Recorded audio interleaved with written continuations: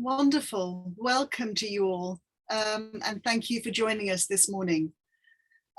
Before I go on, we all need to choose the language that we wish to hear during the next 1.5 hours. So at the bottom of your screen, there is a little circle that looks like a globe. Please click on that and click one of the languages, English, Spanish, or French. Everybody needs to do that, not only those that want a translation.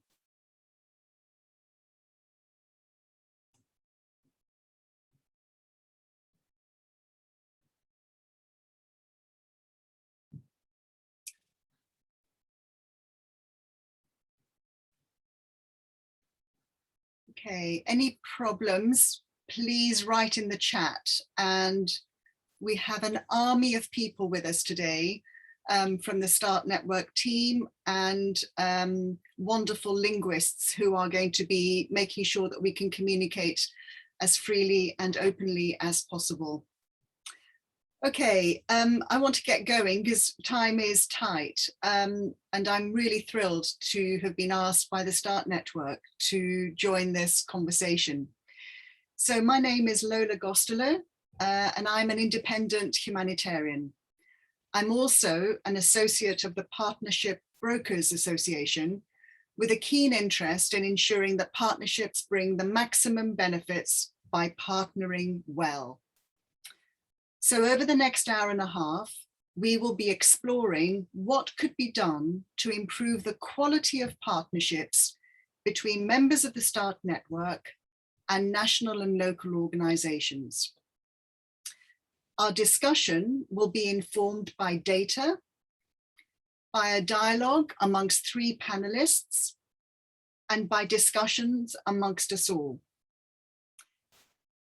The data comes from a survey undertaken last year that captured the views of nearly 100 local and national organizations across 32 countries. And Mariam's about to put a link to this report in the chat in case you haven't seen it. And to kick us off, we would like to gauge your responses to 3 provocative statements that were made in that survey.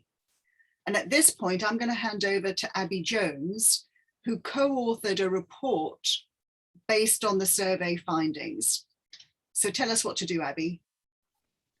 Hi, so we are going to do a quick poll. So I'm about to pop 2 links into the chat. So if you are from an INGO or a Start Network member of staff, can you go to the first form? And if you are from a local or national organisation, can you go to the second form? And you'll see when you go to the form 3 quotes, and they have come from the survey.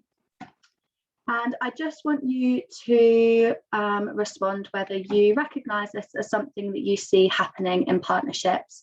There's 3 answers: agree, disagree, or neutral. We would really encourage you to agree or disagree, but if you're really unsure, then you can go for neutral. And then we'll just give you a few minutes to go through it, and then we'll have a look at the responses.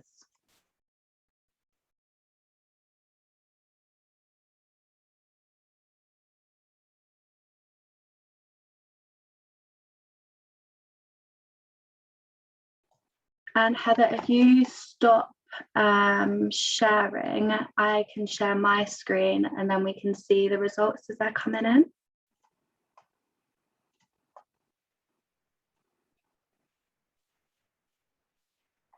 Can you see the screen, the response screen?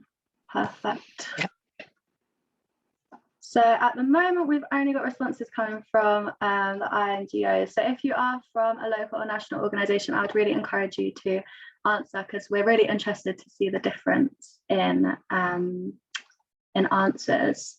But if we go first off through some of the responses that are coming in, if you can't access the form either, you can see the quotes on my screen now.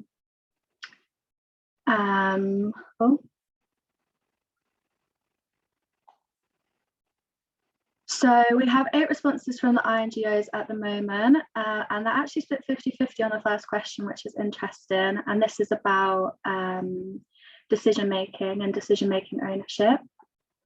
And it's actually the same as the local and national organisation, what they're voting for as well. The one on capacity and about how it's increased local organisations' ability to respond is split for INGO, but at the moment is agree 100% for local and national NGO.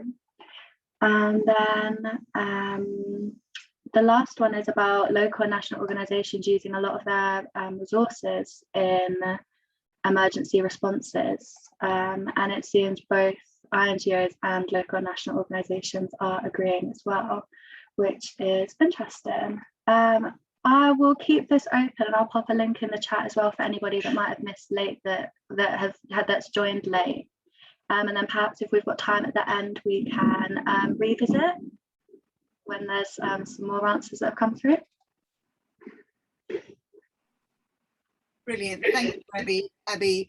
And just to say that we're really, really keen to get everybody's responses. So only 18 people have fed back so far, and we're a group of 41. So if you can, just take your time over the next wee while to complete the form, and we'll come to the results at the end. Thanks, Abby. Okay, so we would like to now share some of the key findings that emerged from the survey that was done last year, and which are the preface for this conversation. As I said, the survey was undertaken with 98, to be exact, individuals, and the findings are informing and hopefully feeding into thinking about what the START network can do to help partnerships between its members and local organisations flourish. So over to Abby and Heather, who co-authored the report. Heather, the presentation's not on full screen. I don't know if you can change it so that it is. We'll try and do that now. Might just take it a second to load.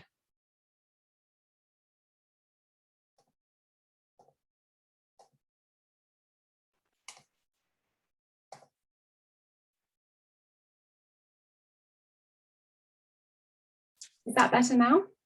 Is that full screen? Yeah. Yep. Okay, I'll just whiz through. So I'm Heather. I'm going to present the first half of this very short presentation. It's just showing the highlights of the local partner survey that Abby and I analysed the data of this year. Just to say, we're describing a local partner as any local or national organisation that's partnered with either START Network or a START Network member. And the purpose of the survey was really to gauge the insights of that really important stakeholder group, the local partners, especially as we're trying to form more partnerships as we develop hubs as well into the future. The sample consisted of 98 local partners, and their contact details were provided to consultants of START Network who undertook the data collection, and it was START Network's members that voluntarily provided the contact details of their partners. And they were from 32 countries, and there were 75 male and 23 female respondents. The first sort of important highlight that came from the findings was about information sharing. And we found that about 71% of partners thought that there was information sharing in the partnership, which is expected. And of those, 81% thought that it was shared equally, which is quite a positive finding. When it was shared equally, some keywords were mentioned, such as it being regular, transparent, and enabling feedback. So that's feedback from the members to the local partner and vice versa. And there were some barriers that prevented information sharing. And one interesting one that was mentioned was actually differences in organizational culture in some cases. And that I think that was between sort of a private tech organization and a sort of non-governmental organization, which may have been why that finding came out. So based on these findings, we had some recommendations that were to improve transparency, provide direct feedback to local partners, and also to recognize some cultural differences at the beginning of the partnership. Another really important findings we had were about decision-making. We found 85% of local partners did have decision-making ownership in the projects. And words to describe sort of positive decision-making were about collaboration. They had an opportunity to provide some local context, and they were able to involve the community as well, which is a really important aspect to local partners. Not such a good finding is that 13% felt they had ownership only over planning, sorry, not over planning, sorry. 13% felt they had ownership over planning, project design and budgeting, which actually means that 77% didn't feel like they had ownership over planning or budgeting decisions, which is actually quite an important finding, but does provide lots of opportunity for sort of us to make improvements in our partnerships. And really important aspects of partnerships that local partners respected were flexibility and actually the trust to design projects and to involve communities. More important findings were about the long-term impacts that local partners experience. So the majority had improved sort of quality of their humanitarian work after the partnership, improved credibility, and they also mentioned that the partnerships were sustainable for their organization. There were some issues mentioned around long-term impacts, and that was particularly related to sort of the lack of support after a project had ended or sort of abrupt ending to projects. And it makes me think about something that Sajid from Staff from Bangladesh said in a talk yesterday about sharing indirect cost recovery equitably, in that the partnership shouldn't just be sort of a contractual relationship, but it should be based on respect. And it should actually sort of aim to improve, like benefit both parties. I'm just going to hand over to Abby now, who's going to talk a bit more about how the community are involved in the partnerships and some more detail about the strengths and challenges too. So we also asked questions around accountability to the affected population as well as the local organisation. And we asked whether the community had informed the project. And we also asked questions around feedback mechanisms for both the community and the local organisation to use. So most Start Fund projects reported that they did involve the community. However, the most common challenge in involving the community was the short time frame and the quick pace nature of Start Fund projects. And DEP programs and DEP labs also voted on this question. However, the nature of those programs are to help strengthen the organisation rather than support the community. So it was unlikely that they were to vote that the community had informed the project. Next slide, please, Hava. Sorry, I am clicking next. It's fine. Okay. So we also spoke about strengths of the partnership. 94% of the local partners said that they thought partnerships were either positive or very positive. And generally strengths could be separated into these three key areas. So the value of local partners was where local partners spoke about the value that they bring to projects, such as speaking the local language, understanding the local context, and already having the trust of the local community. They also spoke about partnerships and how flexibility was often a sign of a good partnership because members would allow them to change project design and maybe change funding use when context change and when the need had changed as well. Next slide, Hava. Thank you. So obviously we also spoke about challenges of the partnerships. These were all largely project and context specific, but there were some that overlapped between local organisations. One of them being establishing partnerships in short time frames, the nature of Start Fund projects being 45 days and a lot of the local organisations not having worked with Start Network members before, it was quite difficult to establish a really strong relationship in that short time frame. Linked to that was the short time to implement the project. a lot of the local organisations came from a development background rather than a humanitarian background, which meant that they hadn't had much experience in implementing a humanitarian project, let alone a start from project that is so quick. And then some local partners also spoke about their lack of resources, staffing and long-term funding. And I think one of the themes that came from the survey was how we can link short-term funding to long-term funding through different donors or through different avenues of funding. Thanks. So then we also looked at how we can improve our local partnerships, as 86% of the local partners did think that there was more that Start Network or Start Network members should be doing when they were working with local partners. And some of the recommendations that we've come up with based on survey findings are on the screen. A lot of them are to do with relinquishing control and shifting the power to local organisations and thinking about what we can do to better support them. I suppose one of the things we really want to gain from this session is thinking about what tangible things we can actually do to support local organisations. Thanks, Heather. And then lastly, 3 key themes emerged from the report and from the findings, being trust, flexibility and transparency. And we're really keen to use this session to explore these themes more and hear about the barriers and tangible things that we can do to overcome these things that may perhaps lack in partnerships. So Lola, I'll hand back over to you for the panel discussion. Thanks, Abby, and thanks, Heather. Before we go to the panel discussion, just a few moments for any questions. And we have one from Inga.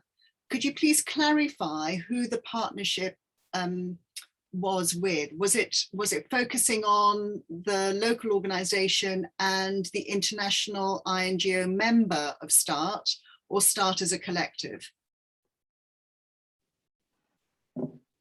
I can take this. So the survey, it varied who the partnership was with depending on the project. So if the local or national organisation had worked on a Start From project, it was most likely that they were going to be talking about their partnership with a Start Network member, as that was who they were partnering with. Whereas for debt programmes like Shifting the Power, they often spoke more about their actual relationship with the Start Network, but most of the time it was about their partnership through the Start Network member. Great, thank you. Any other questions for them? Just a couple of minutes in case there are anything that needs to be clarified before we go on. Please either put it in the chat and I'll pick it up, or raise your electronic hand and I will see it.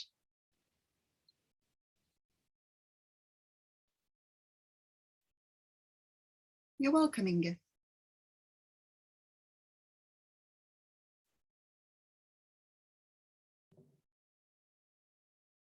Okay.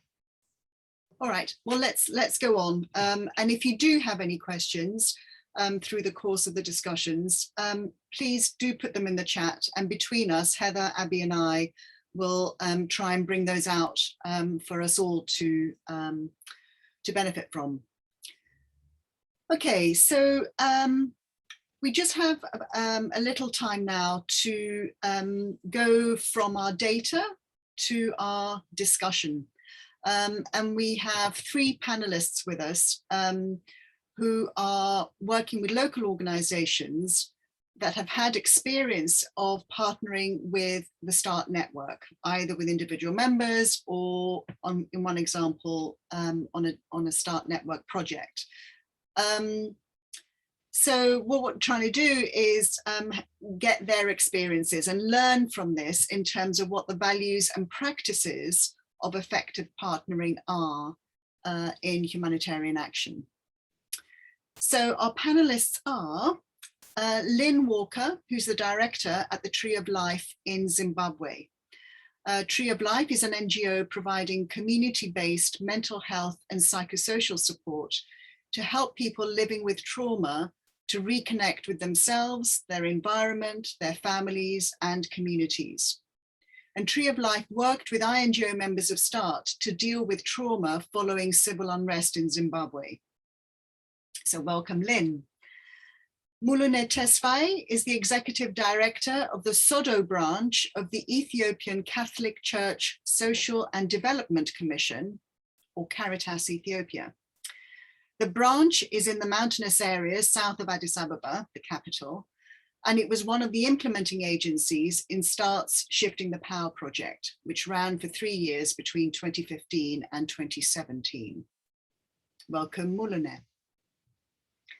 And our third panelist is Nanette Antequisa. She's the Executive Director of ECOWEB in the Philippines. And ECOWEB is an acronym that stands for Ecosystems Work for Essential Benefits. It's a national NGO celebrating its 15th birthday this year, actually. So happy birthday, ECOWEB. It's based in Mindanao, which is the second largest island in the Philippines. ECOWEB works with communities on issues concerning climate and the environment, poverty, conflict and social unrest, and poor governance. And ECOWEB partnered with an INGO member of START to support communities in the aftermath of conflict in 2017. So wonderful to have all three of you here with us today, and everybody else in this room too.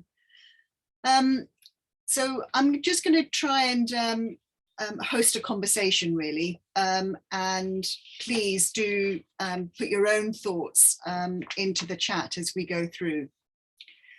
Okay, so to kick us off, Lynn, I'm going to come to you first.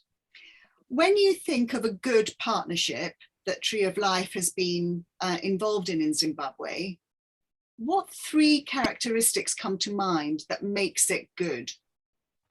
Okay, yeah, thanks, Lola. So Tree of Life, we worked with a START member in a consortium, as you said, responding to sort of civil unrest. And it was our very first experience of a humanitarian response. And it was a very good experience, I have to say. And what made it a good experience was, I think that right from the start, the relationship was pretty equitable. And I thought that was a really important element for us, that we really felt that although the organizations hadn't worked together, particularly in the past, there was a sort of mutual respect, there was a mutual acknowledgement that we all added value to the collaboration. And we were involved right from the beginning in the design, the development of the proposal, the development of the budget, recognizing what we all added to the partnership. And then that relationship continued through the implementation of the project. So that was I think a very important aspect of it being a quality partnership. And then the second element was the flexibility that we found as we started to implement the project. The operating environment was very difficult, very tense, very sensitive. And some of the activities we particularly had planned just weren't possible. And therefore, the member who was leading the consortium was very receptive, listened to us, and enabled us to adapt the activities and to change some of the activities. It changed the design so that we, making sure we could meet the objectives, but really changing the way that we did that. And that again was another really key element. And then also around this sort of equitable relationship, the mutual learning, I mean, there was a real acknowledgement that we could learn from each other, that it wasn't just us learning from the member, but they were learning from us as well. And that was also a very good experience and a good part of the partnership for us at Tree of Life. Thanks. Okay, gosh, I mean, all 3 of those are really strong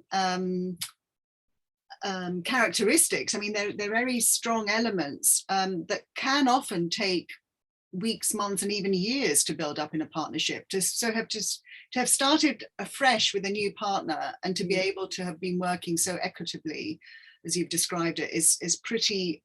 Yeah, it's wonderful to hear. Nanette, I wonder how Lynn's experience tallies with your own in the Philippines. Do these 3 characteristics match your own experience of partnering? Yeah, thanks, Lola. Yeah, I would say, based on our experience in this partnership, and I think what is really like key and important is that partnership enabled us. This mutual learning, but it's really more of in like trusting us. I think this is one important, like a key element for us, no, like trusting us that yes, we can enable the community-led process.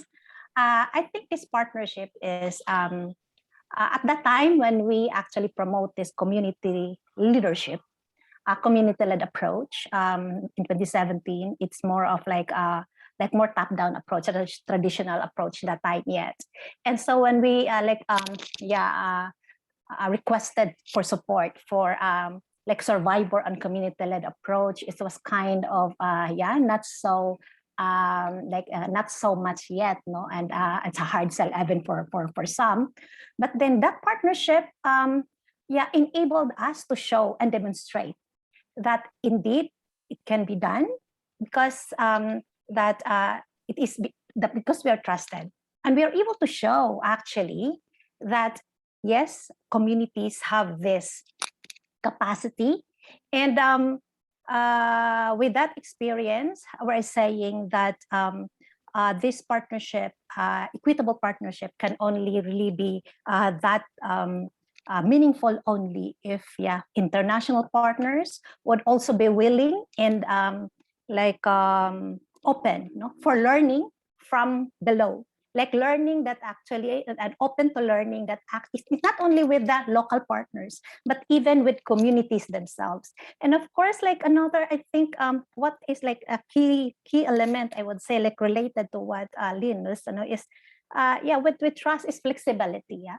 Because we could not allow actually local partners to just like show us the learning, or we could just like let local partners to lead if we don't have that flexibility in our systems, in our mechanisms.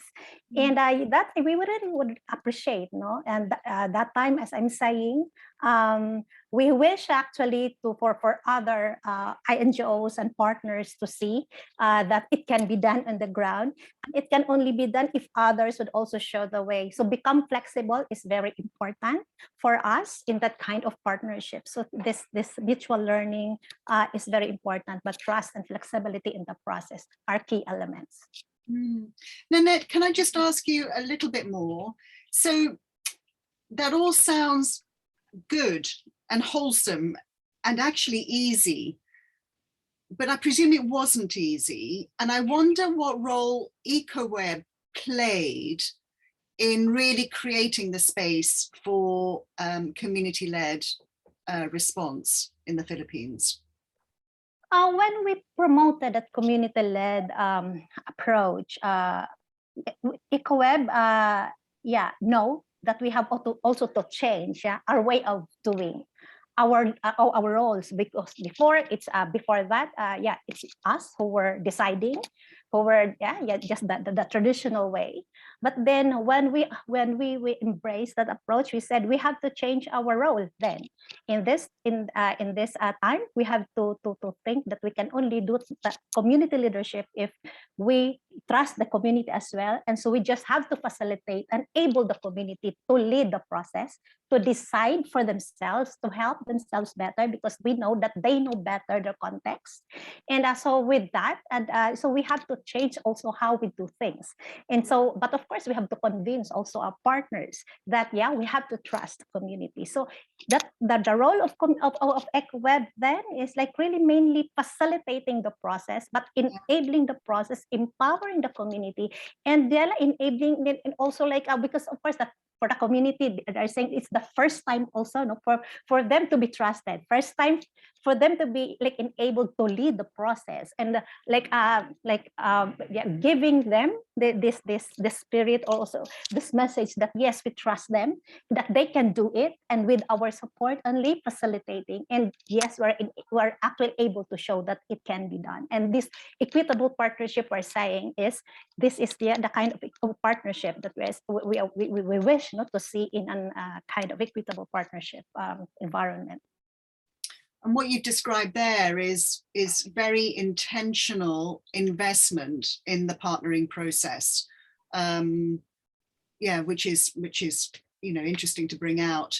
Muluneh, let's come to you next, and really asking you to build on what Lynn and Nanette have already said, but sort of really perhaps illustrating what was different in Ethiopia and in Caritas Ethiopia's experience of what it takes to create space for community-led action.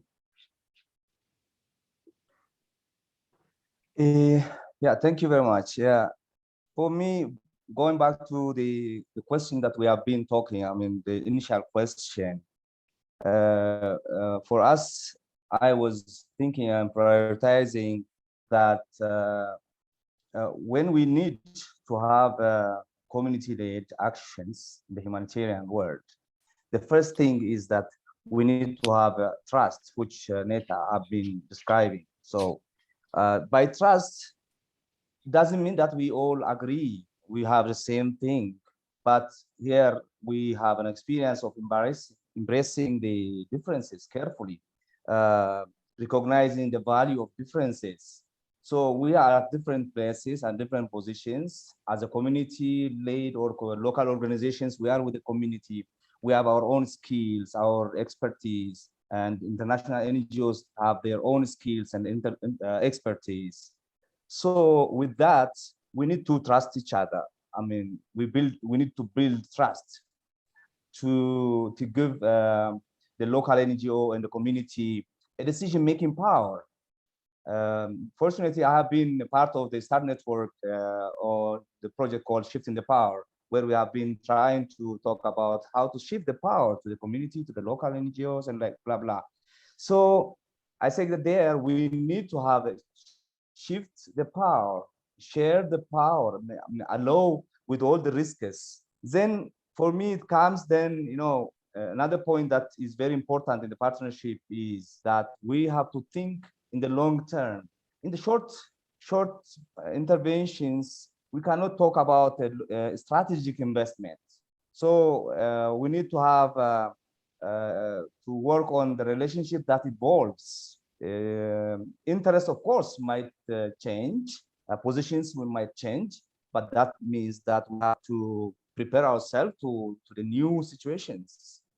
Therefore, for me, we have to think about the long-term thinking as a partnership. We cannot just come and do something and go away, then that does not really build a partnership. So that's one important thing. Of course, for us as Caritas in the local NGO, as a local or national NGO also as well, we also value very much as a partnership the alignment of mission.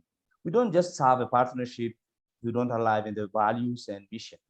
So we don't just, so therefore aligning to the objective, to the mission, to the values is also important for us. So these are things that we have been trying to work with the INGO that we have been working in the Start Network, as well as others like globally international agencies which have been working with us. So we feel that we have been working on that and trusting and trying to work for the long term. Thank you, Muluneh. I'm going to prod you a little bit further, if I may, as well. Yes. Just to get an insight on, for example, you started off by saying how important trust is as a foundation for the partnership. And Sarah and Jerry in the chat has asked whether, well, to what extent information about finances and budgets were shared between partners. So in your example, was there trust enough to actually divulge budget information between the partners? Sure.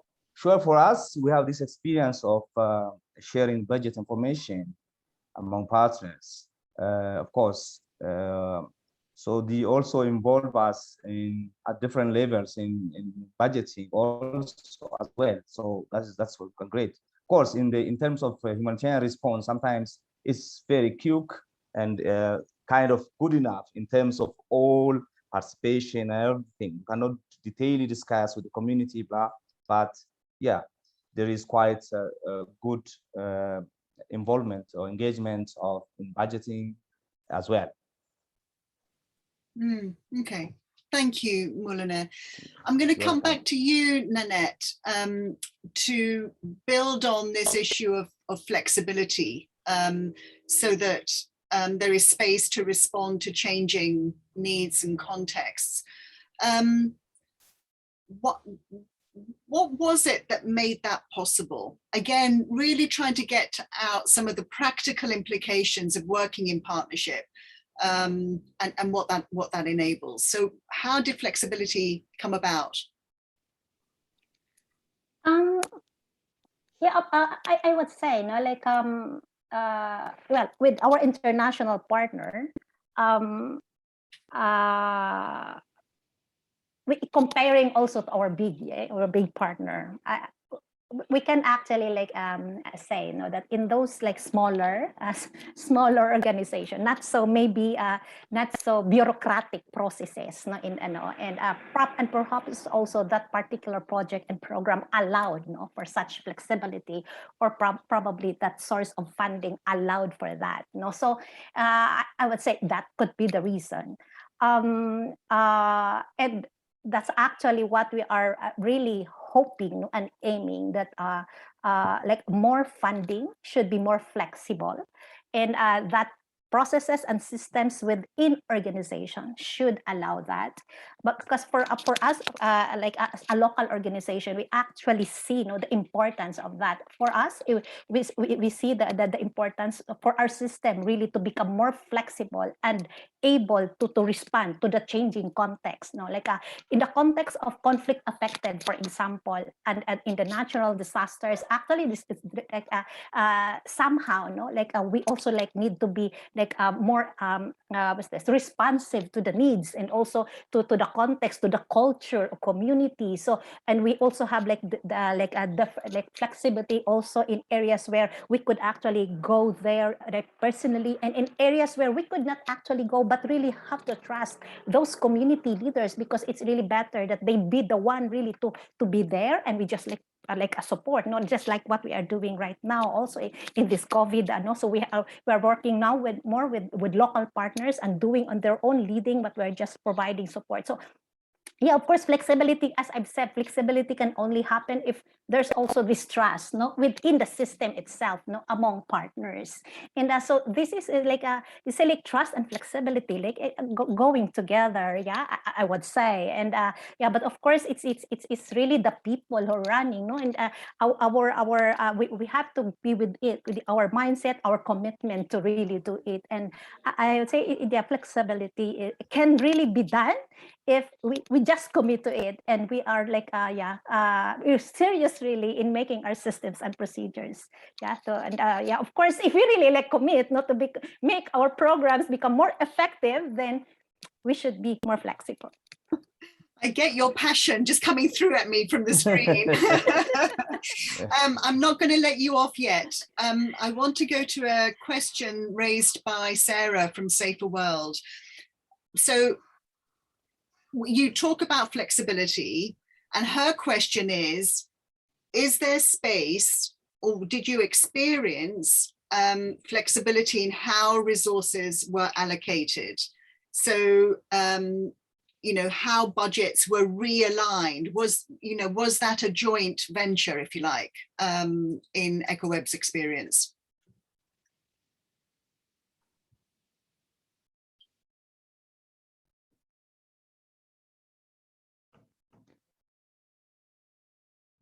Nanette? Lola? Did you hear my question, Nanette? Can you please repeat? So it's a question from Sarah in the room, Right. and I'm tying it to flexibility. Her question is, were you able to inform decisions about how budgets were reallocated when priorities or responses needed to be adapted to changes in the context? Yeah, that's actually part, no, of the community-led approach. And like, because in the community-led approach, we actually let the community do the decision-making in the budgeting. And yeah, of course, that's the very first time. So they have to do the budget. They have to manage, you know, and if there's some changes, a need to change, like what we are doing right now. Also, like of course, community will say, yeah, we need this, and we need to adjust. We need to change, and I think that's really the essence, no, of community-led process. But of course, there are really difficulties, no, in some of our partners' mechanisms also, like especially as I'm seeing here with ENGA, I know like there are this like a very like with funding that yeah, just allocate for this, no, and short term, you know, the time frame and allocated for this and that. No, there are also that what's this limitations. But what we have actually experienced, like community-led process just become more effective and really doable if those funding modality also mechanism provided by partners would allow like more flexibility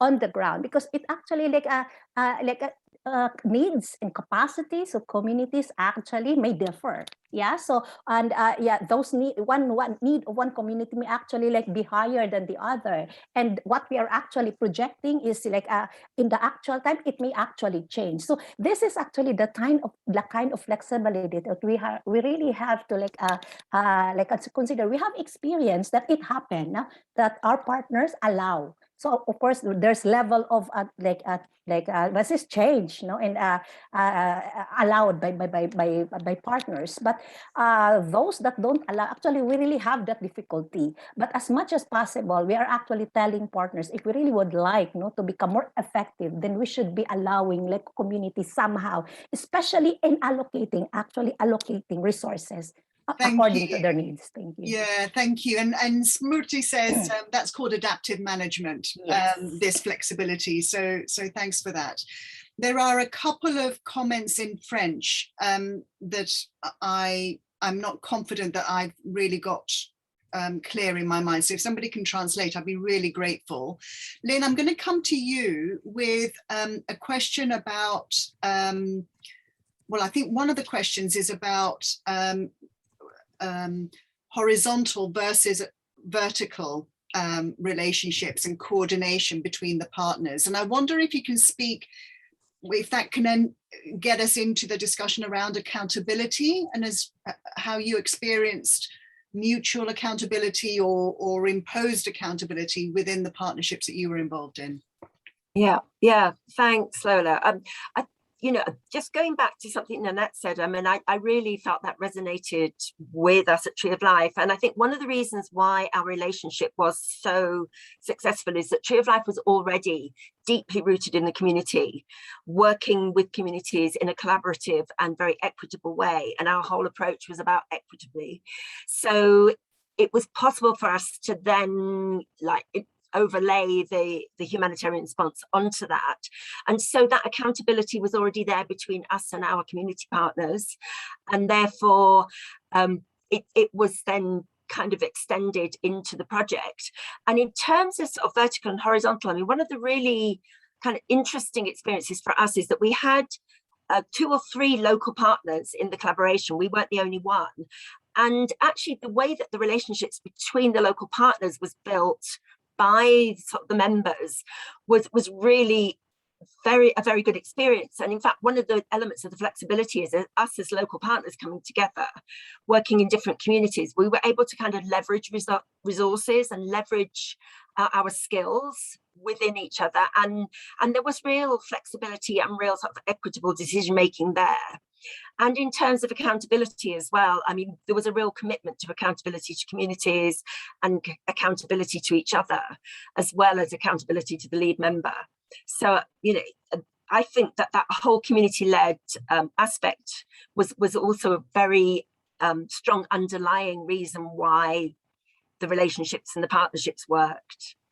And because it's come up in the questions here as well, did that mean accountability horizontally between Tree of Life and your INGO partner in being accountable to the communities that were being supported?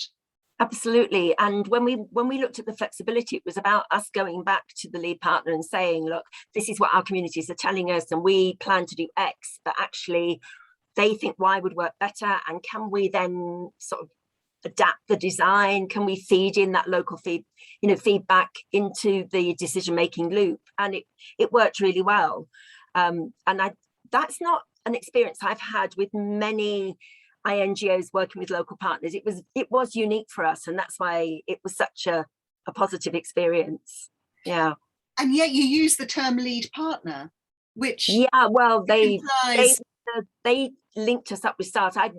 Prior to this, I'd never heard of the Start Network, and to be honest, this partnership developed because I actually went to some INGOs in Zimbabwe and said, look, we've got to do something about this. We've got a major crisis in terms of mental health and trauma caused by this, and what can we do? And it was them that said, oh, let's go, we're members of the Start Network, let's go. But I would say that they kind of coordinated the process, and they built our ability to link into the process. But I didn't feel the power dynamics were particularly top down. I really felt listened to, and I think, you know, my team felt listened to and supported during the process. So although obviously there was a bit of a hierarchy in terms of the relationship with Start, the hierarchy wasn't strong in the local partnership. Interesting. Okay, thank you. Muluneh, I'm going to come to you and change tack a little bit.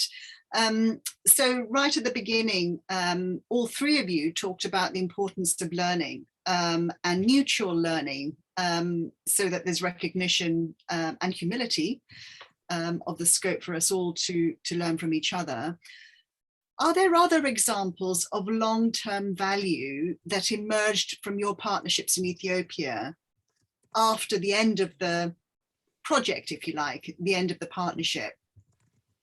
Because learning has value longer term, but were there other benefits and other values that lingered beyond the project's duration? Or you're on mute. Yes, I can say in terms of the Start Network, like I have in my organization participated in the Start Network, as you have mentioned earlier, in the shifting the power capacity development. So this has like that's a project that has passed already, but its learning has just reached to this point. And also in other individual international NGOs who come and implement with us projects, the learning continues and remains. It's the way how we capture the learning matters, of course.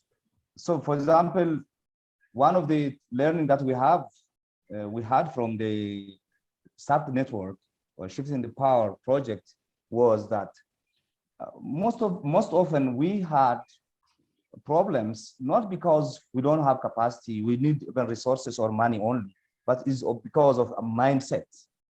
The problem was the mindset, how we think, how we really think about things is matters. So therefore, we have learned to see also internal capacities and value our relationship, value relationship with not only international NGOs, but with other stakeholders besides us, like government, other national NGOs, other local NGOs, and creating capacity, creating networks. And so that mindset was there, and that learning has been used till now, after 4 or 5 years. So the learning continues, of course.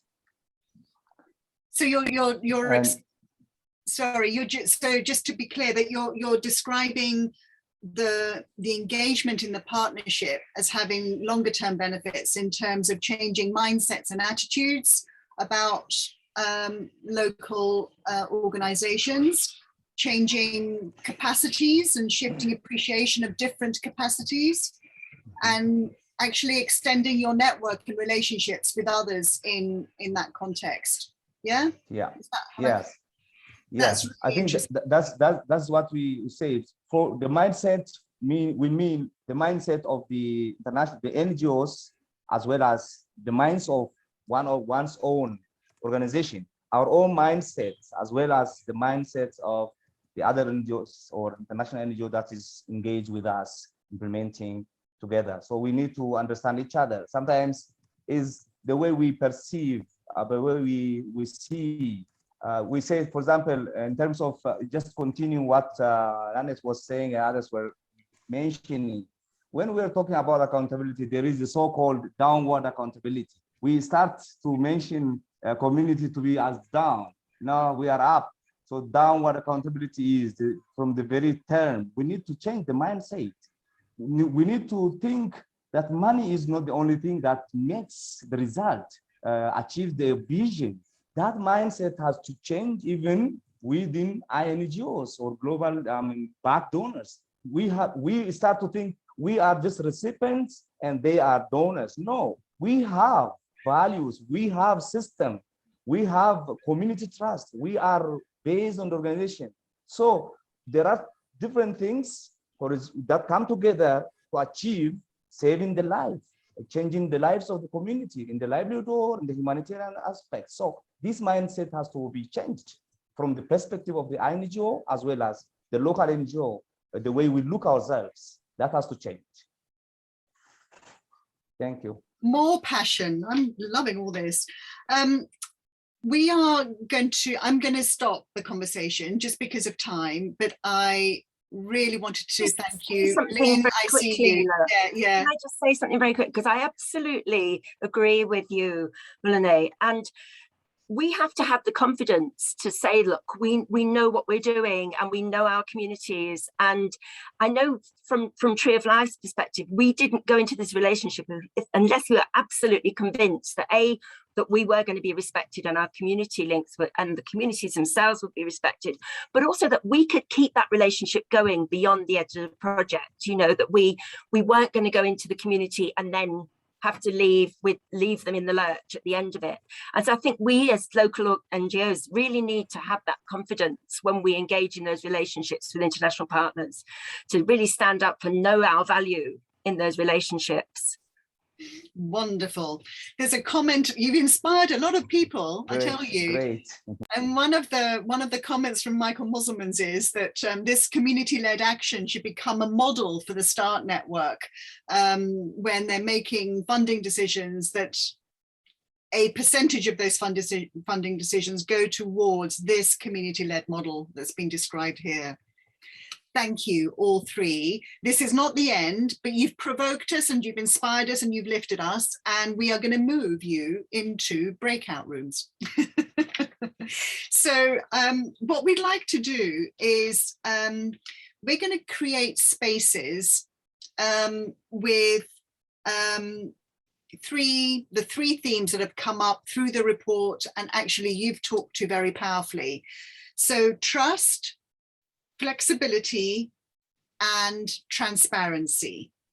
So we're going to put these titles up as titles for breakout rooms, and we ask you to join any one of those rooms that you wish to do two things. One is to discuss what the barriers are to trust, flexibility, and transparency. What are those barriers, and what can be done to make those values emerge? Okay, what blocks them and what enables them? We will have 25 minutes in the groups.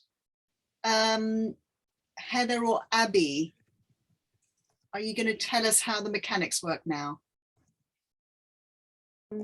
Hi all. Yeah, so there's three groups: trust, flexibility, and transparency, and go into whichever group you feel like you want to talk about most. Can I just say, we're asking you to select the group. So can you first, if everyone goes to group 1 of the theme that they're interested in, not group 2, and if there's too many people in group 1, we'll manually assign you to group 2. And if you're a non-English speaker, could you please remain in the main room? Don't go to a breakout room because you'll lose your interpretation. We've also put in the chat a link to a Google Doc that you can fill out when you're in your breakout rooms. Please just fill out the slide that associates to your group. So it will, for example, say trust group 1 or flexibility group 1. If I assign you to group 2, then you'll fill out flexibility group 2 slide. And there's also a slide for non-English speakers as well. Lovely. So how do we see the groups? It should be a pop-up on your screen. The groups have been created. It's usually at the bottom of the screen. Yeah, at the bottom of the screen, you should see something that says breakout rooms, and there you should be able to go and join one. And panelists, if you want to join a group, feel free to join whichever one.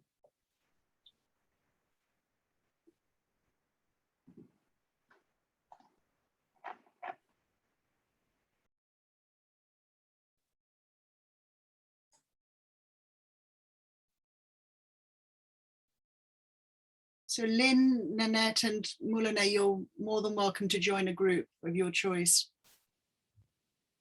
I think it will just maybe take some people a while to think about what group they want to join.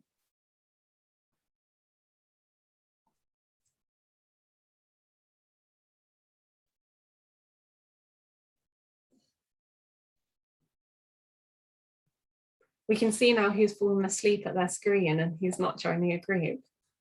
Although I can't see the link to the breakout group. Oh, can you not? It just popped up really big for me, so I don't know. Do you want me to assign you, Helen? Can you just Group. put me, yeah. Just put What me group through. would you like to join? Trust, flexibility, or transparency? That would be great. Thanks.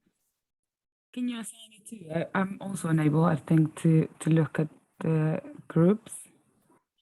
Just if you type in chat which group you would like to go to, trust, flexibility or transparency, then you'll be moved there.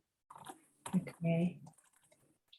Otherwise, the other thing that I've realized is if you go to the bottom and there is 3 dots saying more, click on more, and one of the options is breakout rooms, and then you can see the options and move there. Should we stop recording? Yeah. And we need to just remind him, put back on the language.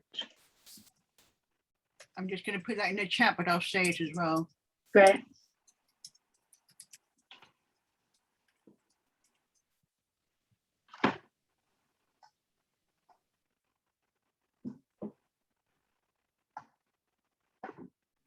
Welcome back, everybody. Not yet, everybody, but whilst you're here, please make sure you choose your language again. So go to the bottom of the screen and choose your language, English, French, or Spanish, because it's interrupted through the breakout. Please choose your language once again. Okay. Dots at the bottom of the screen.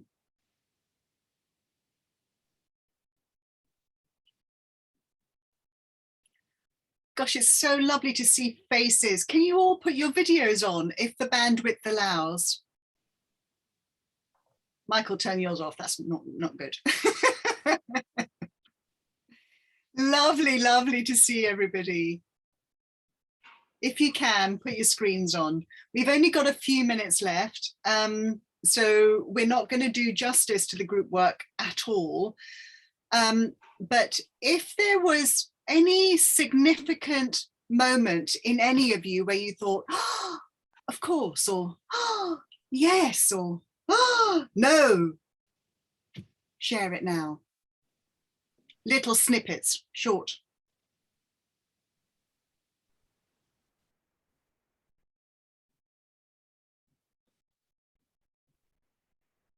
Oh, come on.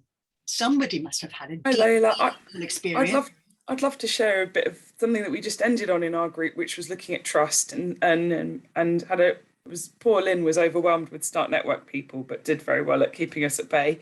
But we were talking about how you build trust quickly and how challenging that can be. But actually, the journey through adversity can really help build trust in a partnership where you have to really do something difficult together. And so it was thinking really about how sometimes challenge can be useful in building trust. It doesn't have to be detrimental to the process, even though it can be uncomfortable. So that was just something that's in my mind right now. But thank you to Lynn for some of that really insightful thinking about short-term partnerships and what you build on. And isn't it true that in much of, well, there are so many examples of long-term development orientated endeavors emerging from humanitarian action, that sort of real thinking and innovation and new steps are taken because of that sort of crisis coming together. Thanks, Hannah. Any other thought, any other insight? I'd like to share one. Like with this, I'm Pramila from Start Fund, Nepal, Start Fund Nepal, and when we are discussing, it's kind of like a language barrier that can also hinder, for being transparency, like barriers for the transparency. So we are thinking how it could be. Then it's like simply like even when one is saying something about that, then other side they are taking in another way, or they didn't understand what it really means, kind of thing. So that also can be. It's the small thing like language thing. It might not be. We are thinking that then that can also be the barrier, and we have to get rid of that. So that was the point we discussed. Thank you. Thank you very much, Pramila. I have something to share too, is that, language, for example, we need to take care, and we have to do is like, you see, in the humanitarian world, we say that community, the faith community is at the center. But still, when we talk about accountability, we talk that we are talking about downward accountability. And, we have this way of thinking, or the mindset is very much wrong. The other thing that we have been talking as a challenge is the mindset, the way we think. The only thing or the only enabler is money. So we don't consider about other things. So those who give are up, are important, and others, we look ourselves in the community as if we have no much to contribute. That mindset has to change to be challenged. And that is a big challenge. We think ourselves as just recipients, and don't also say that.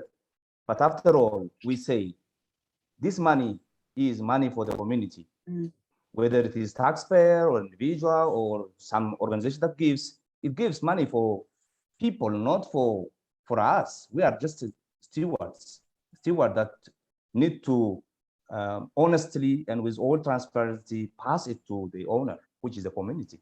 And we should not be looking the community down or feel that the community has to receive what we tell them. And that mindset has to change. And that is a big challenge for me. That has to start, of course, from the individuals, but only that's not enough. It has to be systemic. The system has to change. That is what we have been mentioning in our group. Thank you for sharing. Thank you, Muluneh. Yeah, no, absolutely. Lots of heads were nodding as you were speaking in agreement. We've started something in terms of exchanging, in terms of exploring, and we've only touched a tiny part of what it takes to partner effectively. But it is unusual to have, in my experience, to have such intentional focus on the honest experience of national and local partners. So Lynn, Muluneh and Nanette, thank you very much for opening up that discourse and creating the space for us to exchange. It's been really valuable.